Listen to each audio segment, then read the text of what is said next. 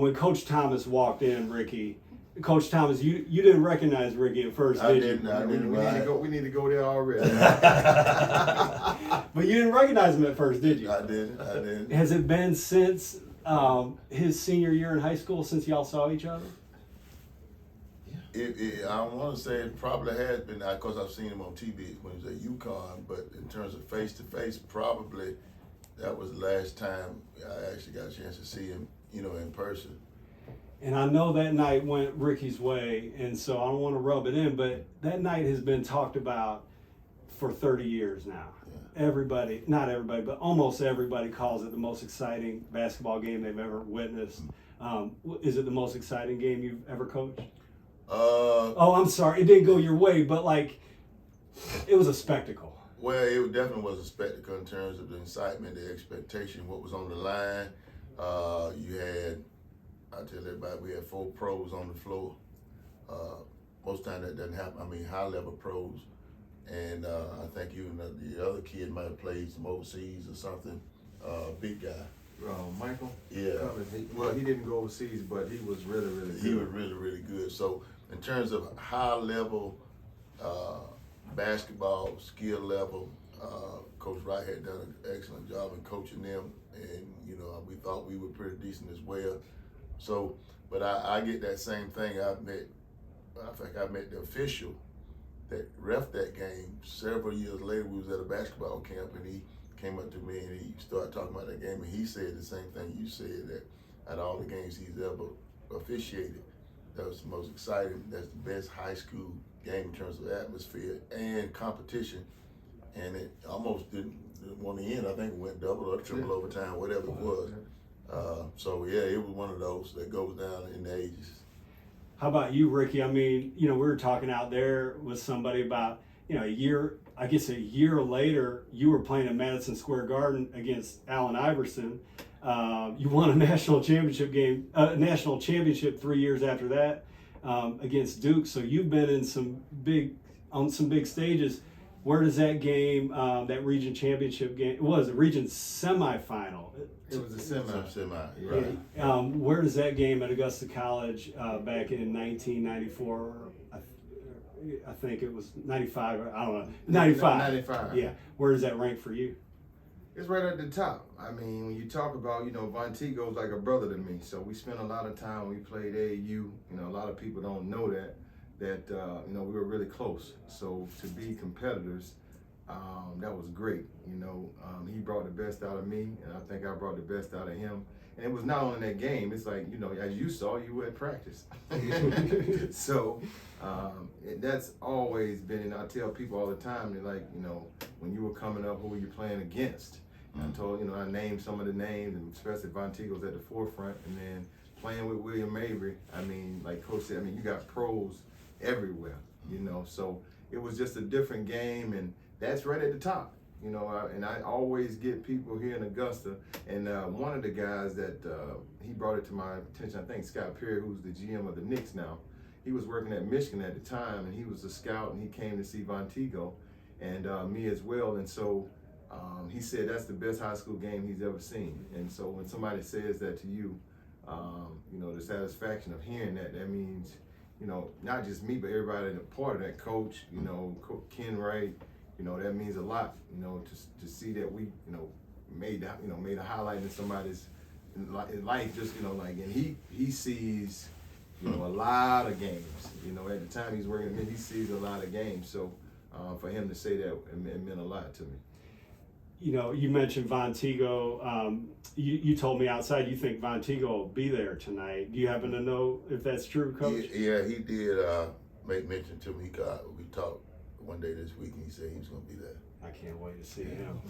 Another thing, this game is such a legend in everybody's mind, in everybody's memory. I think you scored 37 points, if I remember right.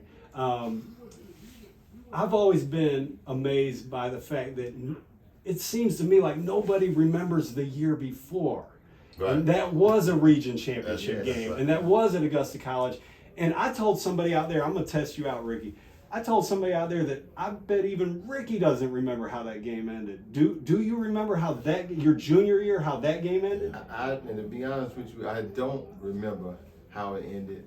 And like every time we stepped on the court, it was a war. I mean, I can remember back from my early years going to Thompson and getting beat down. Your sophomore My year, sophomore I was there. Getting beat down. The gym is packed. I mean, standing room only. It's hot. And dog pound. It's just the dog pound. So I do remember that. Well, so let me ask Coach now. I can't believe you don't remember that, and nobody else does either. So I can't believe it. Do you remember how that game ended? Tell us, Coach. It was a few seconds on the clock, and they were taking it out length of the court. I think Ricky or whomever dribbled up and got it to Will. I think Will shoots the ball, misses. Right. He comes in about foul line, gets it, and throws it up at the buzzer. Goes in. That's why I say I can't believe nobody remembers it, and even Ricky doesn't remember. You made the game-winning shot. So many dog fights though, Cook. I mean, literally every time we stepped, it was so competitive, and that's one of the things I do remember about playing Thompson and Coach. I mean, every time we faced each other, it was just competition. Yeah. So from both sides we're bumping heads, from the start, and it was all with love, because I respected the heck out of Montego. I'm sure you respect the heck out of me. I respect Coach. Yeah. And man, that brings back memories of every time you step on that court, you got to be ready to play. And it's amazing, Coach. See if you agree with me on this. It kind of encapsulates Ricky. He was such a selfless player, such a team player. To the point where he doesn't even remember making the game-winning shot in one of the biggest games of his career because it wasn't about him. Right. Now, you're talking about every time you play Thompson it being a dog fight. I remember that your 10th grade year when you had to go to Thompson and they put it on you in the region championship game. And I can't think of that team without thinking of Charles Tyus. Yeah. And we played AAU basketball with Charles. Yeah. And so the memories, and let's close on that, Coach. I think it's maybe the 70s. How long have you been coaching at Thompson? And let's just close on your history with the game. Because I told somebody out there, you're the only person who was involved in area high school basketball during that time that everybody thinks back to when you guys played Westside. You're the only person who was involved, who is still involved that I can think of. But the truth is, you were involved probably 15 years before that as well. Your history is unmatched. When did you start at Thompson? I started in Thompson in '82. In '82. So however many years that makes it. I think it's 40. Yeah. Well, Kenny Rogers said don't count. Don't While you're sitting at the table, there'll be time enough for counting. So my cement still wet, so I ain't really. So whatever the math is, but it was '82. Yeah. It was '82. Yeah. And you've coached some great teams. But we've been blessed with some tremendous talent over the years, and we just praise the good Lord for having the opportunity to be a part of it. You probably covered it with the crew, so I'll end on this one. I just want to hear it for myself. Where does this team stack up with some of those great ones? Well, we'll see. Yeah. This year determine how they stack up. They got the potential to stack up with them, but they're gonna have to close the deal, And so it's out there for them. And then if they do that, then when I mention the teams of the Vontegos and the Charles Tyuses, then we'll say Jakayas and the Levanta and the TJ. We can't say that yet, but it's open. They can close it.